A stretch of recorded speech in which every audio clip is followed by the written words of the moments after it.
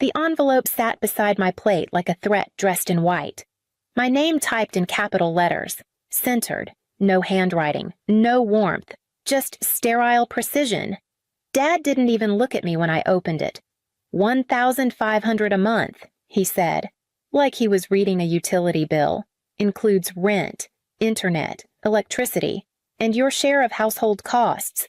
I blinked at the itemized list: $900 base rent, $200 utilities, $400 household contribution. At the bottom, due on the 1st. Late fees apply. Next to me, Aspen twirled her pasta.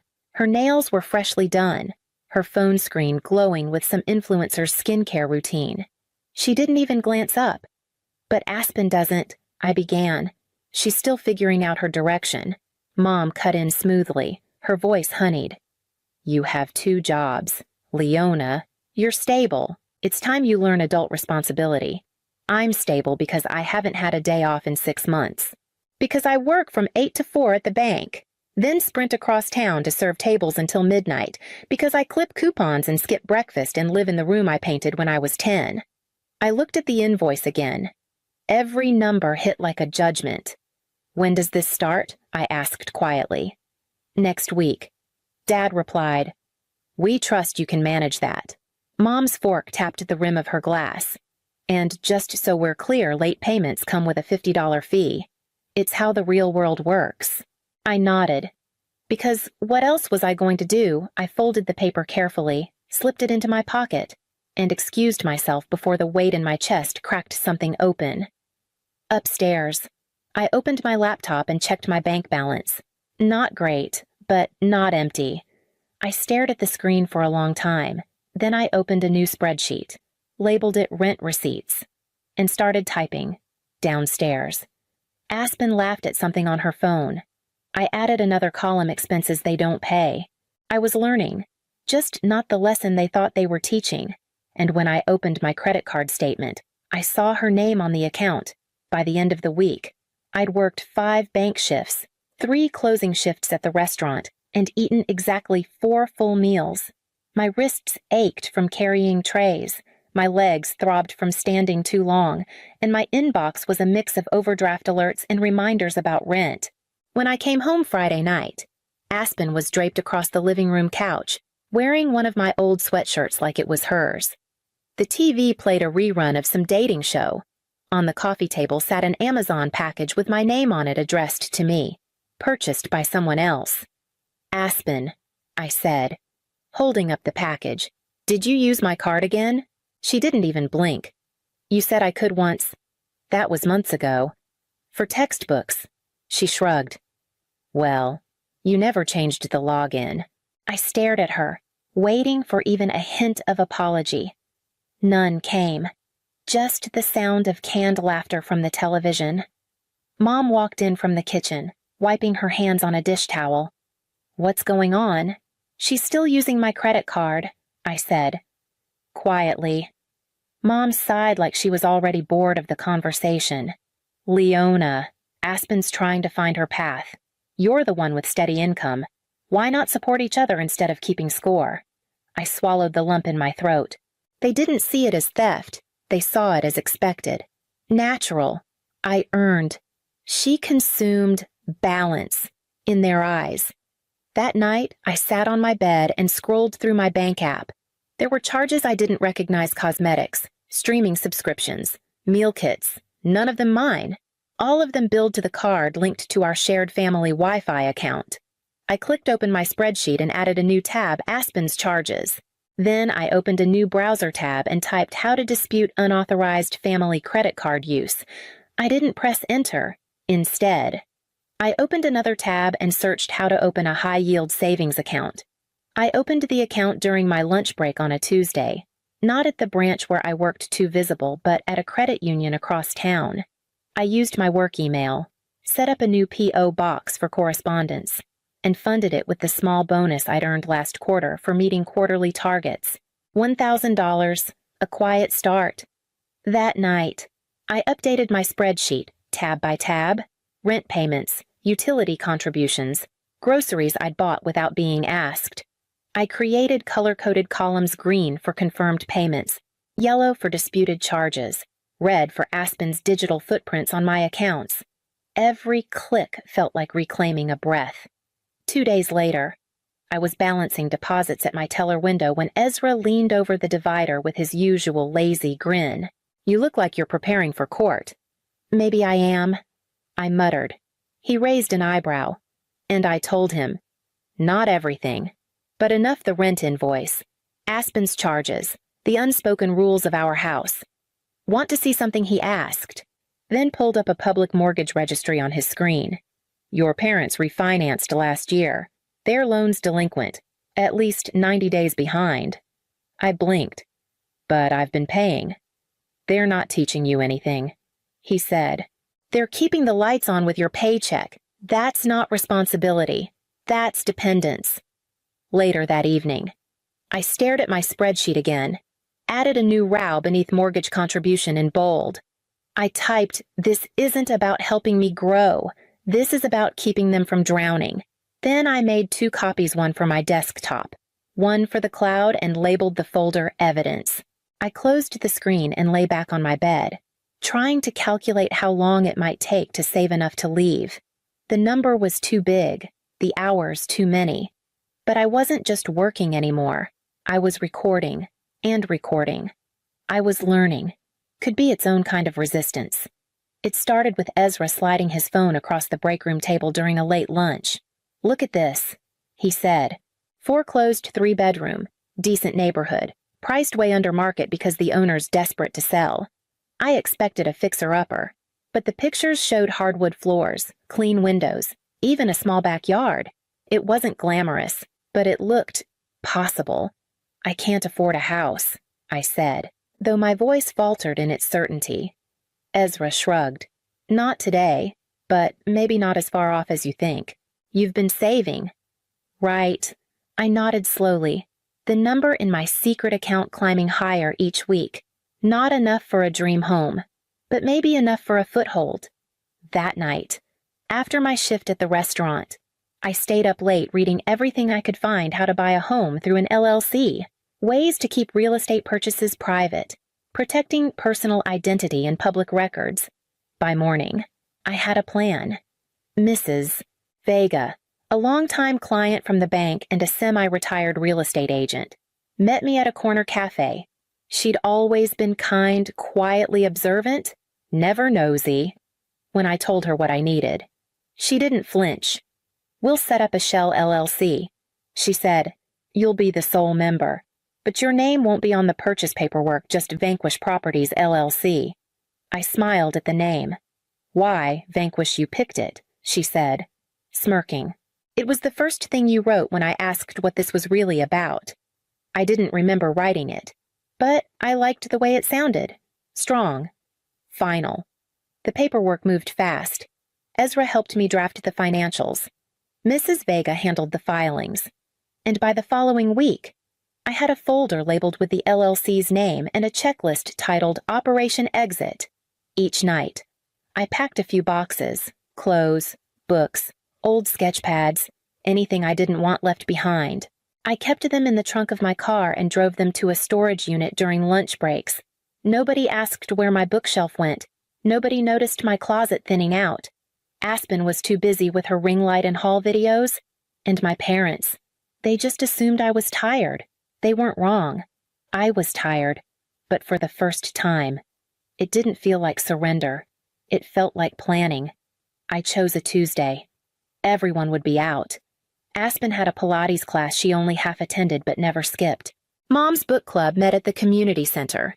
Dad played racquetball with men who laughed too loud and clapped each other on the back like they were still in high school. I'd rehearsed the timing. Down to the minute. Ezra helped me load the heavier boxes into his trunk that morning under the excuse of a ride to work. The rest, my toiletries. The last drawer of clothes. My laptop fit neatly into the back seat of my car. I left my key on my nightstand. On the kitchen table, I placed a single sheet of paper folded in half. The front read simply, Leona. Inside, as of today, I am moving out. Rent is no longer due. The internet and all other services attached to my name will be disconnected within 24 hours. Please forward any mail to the address on file with the bank. L. No emotions, no explanations, just the facts. I stood in the doorway for a second, letting the silence of the house settle into my chest. The hallway smelled like the lemon cleaner Mom always used, and Aspen's door was cracked open, spilling lavender light from her salt lamp. My old trophies still lined the mantel debate. Science fair, perfect attendance, things I had outgrown, but they had kept on display like proof they'd raised someone useful. I shut the door behind me without looking back. In the car, I opened my phone and went down the list. Mom, block. Dad, block. Aspen, block. The silence that followed was immediate, like switching off a machine that had been humming just beneath my skin for years. Later that afternoon, Mrs. Vega called. Your offer was accepted. She said, Vanquish Properties officially owns the listing. We'll close in under 30 days. I pressed my forehead to the steering wheel and closed my eyes. Not relief, not yet. But the quiet knowledge that the exit wasn't just a fantasy anymore. It was concrete. It was mine. I parked the car outside my temporary sublet, a small guest room at Ezra's sister's place, and carried in the first of my things. That night, I slept without earplugs. No upstairs pacing, no Aspen shouting on her phone, no laundry machine running past midnight, just breath and stillness. And the next morning, when I checked my savings, I added a new line beneath the total. Final rent paid none. They found me faster than I expected. The letter must have arrived that morning, a plain envelope, black ink, addressed to current resident. Inside, a formal notice the mortgage on their home had officially transferred to Vanquish Properties LLC. Effective immediately. Mrs. Vega texted me a photo of my mother's face as she retrieved the mail. Pale, open-mouthed, clutching the paper like it might bite her.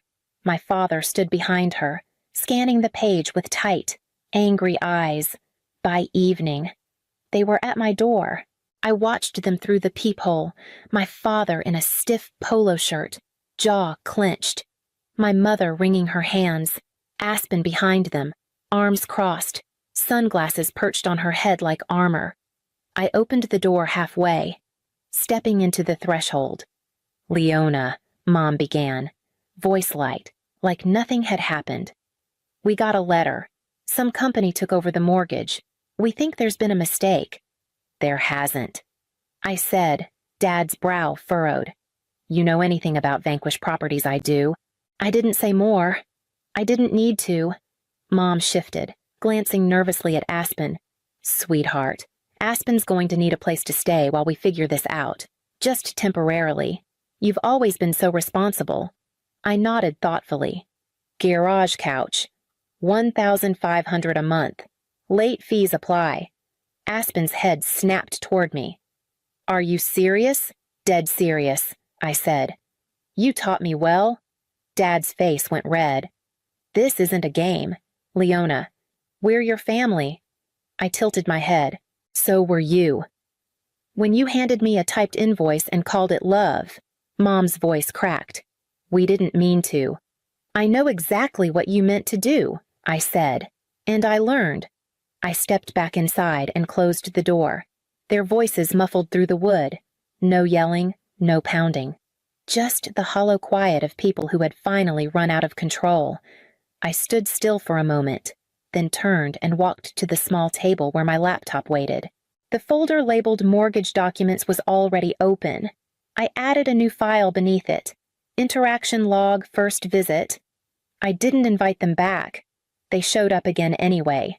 This time, they didn't knock right away, just stood at the edge of the porch like they were waiting for permission. I opened the door slowly and didn't step aside. We need to talk. Dad said. I figured. I replied. I walked into the house without saying anything else. They followed. I led them to the kitchen, where 3 chairs were already arranged, and a manila envelope sat on the table. I sat first, then slid the envelope toward them. Mom opened it. Inside were 2 years of records. Every rent payment, every late fee, utility splits, grocery receipts, Credit card charges under Aspen's name. It took them minutes to realize what they were looking at. I kept every single document. I said, "Because you taught me to." Aspen sat stiffly, arms crossed, pretending not to read over Mom's shoulder.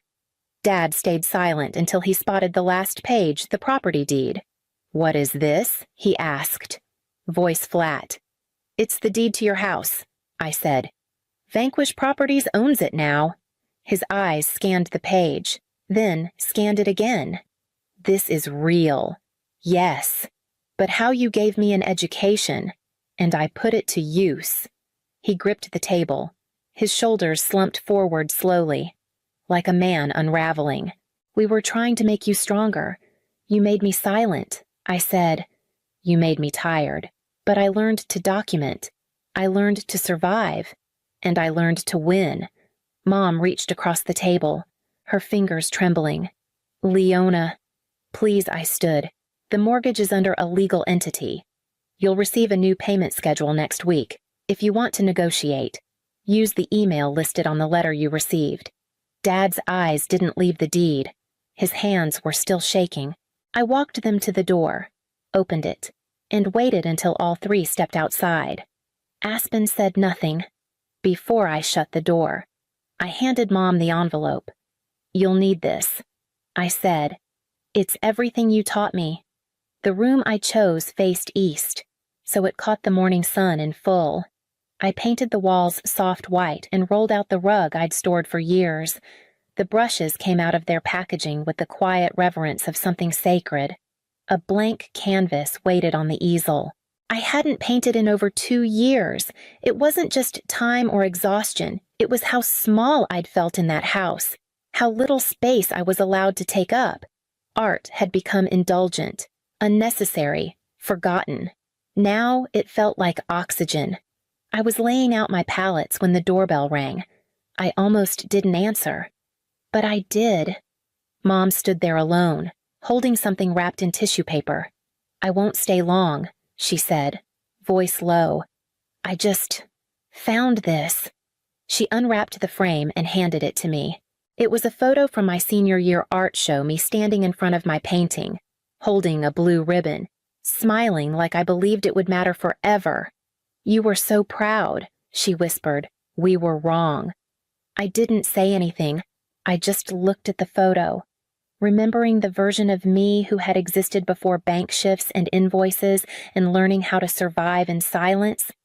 "I thought maybe you'd want it back," she added. I nodded, took it from her hands, and placed it on the shelf in the art room without comment. She stood there a moment longer, then turned and walked back down the driveway. I didn't follow. Instead, I closed the door, walked to the easel, and picked up my brush. The canvas was still blank, but the light was good. I sent the rent notice on the 1st of the month. It was short, professional, and left no room for misunderstanding. Payment due to Vanquish Properties, LLC, market rate. Grace period 5 days. Late fees apply. It felt strange to hit send, not out of guilt, but from the clarity of it, the quiet finality. I wasn't waiting for them to do the right thing anymore. I was simply doing what they had trained me to do. 2 days later, Ezra forwarded me an email from Aspen. She'd applied for a receptionist job at a local salon. She'd used me as a reference. I approved the request without comment. Naomi came by that evening with takeout Thai, extra spring rolls, and we spread everything out across my dining table. Ezra showed up an hour later with cold sodas and a printout of the LLC's first quarterly report. "You're technically profitable," he said, raising a brow. "Didn't think your revenge arc would turn into a functioning business." I laughed, really laughed, and leaned back in my chair. "They taught me to collect receipts," I said. "I just took it a little further." Naomi grinned. "Maybe too far." "Maybe not far enough," Ezra added. We clinked glasses and toasted to bad beginnings with better endings.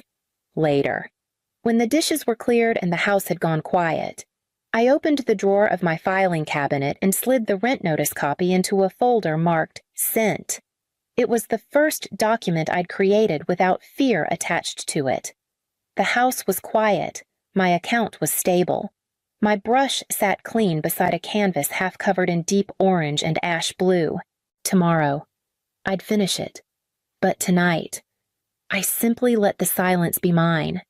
The studio smelled like new beginnings, fresh paint, unfinished wood, a hint of turpentine that reminded me of college. I stood in the center of the space, sunlight pouring in through tall windows, and let myself take it in, all of it. Mine. I'd signed the lease under Vanquish Properties. The LLC had assets now, steady income from a mortgage they thought would break me. Instead, it built this. I unpacked the brushes first, lined them up by size, by memory. I hung the photo Mom gave me near the entrance, not for sentiment, but for witness. A record of who I used to be before I became this version of myself. When I dipped the first brush into color, my hand didn't tremble. I painted through the afternoon, broad strokes, no plan, just movement. The light shifted, the shadows stretched. My phone buzzed once from the counter, and I wiped my hands to check it. A message in the family group chat, unread since I left. Are you coming to dinner? We need to talk. Aspen's hours got cut. We're trying to catch up. Don't forget the mortgage is due. I stared at it for a moment, then typed, rent is due on the 1st. Late fees apply. Then I blocked the thread. No more explanations. No more negotiations. Just quiet. I turned off the phone, placed it in the drawer beneath the canvas table, and stepped back to look at what I'd created. It wasn't finished. It didn't need to be. The silence in the studio wasn't empty, it was earned. And as I picked up the brush again, I knew this wasn't revenge. It was return.